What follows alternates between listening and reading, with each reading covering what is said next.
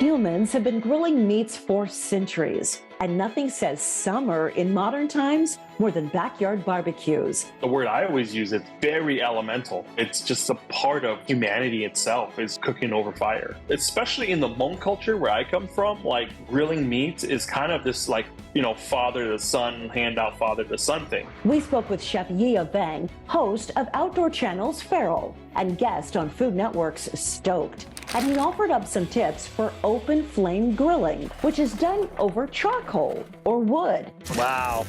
Your job is to turn a frown upside down.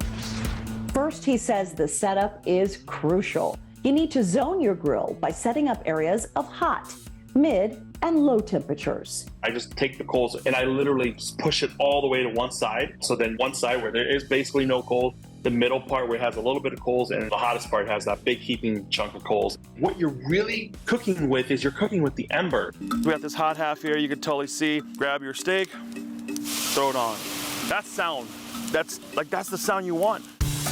He says it's also important to know your proteins. You want to cook leaner meats like top sirloin on the high side. With fattier cuts like ribeye, embrace the heat. People are either very afraid of fire, where it's like the heat's not high enough, and then it's like you're basically steaming it. You're not really doing anything to it. And secondly, they're thinking that the flame itself is cooking.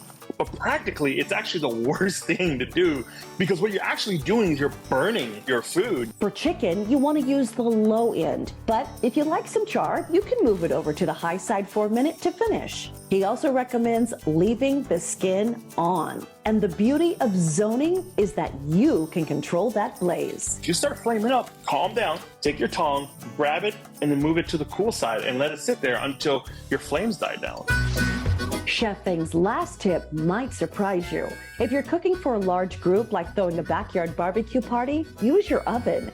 Start your protein at a low temperature, and when the time is right, throw it on the hot side of the grill for that fast finishing sear. You get all those steaks right to temp. And then as people come in, I mean, if you want to do the showstopper, then you get that grill hot, you throw it on there, and you're going to get those flames, you're going to get that sizzle. You're not having this mess of trying to host, going back and forth, and then also trying to grill. We're getting fired up for grilling season with some tips from a pro.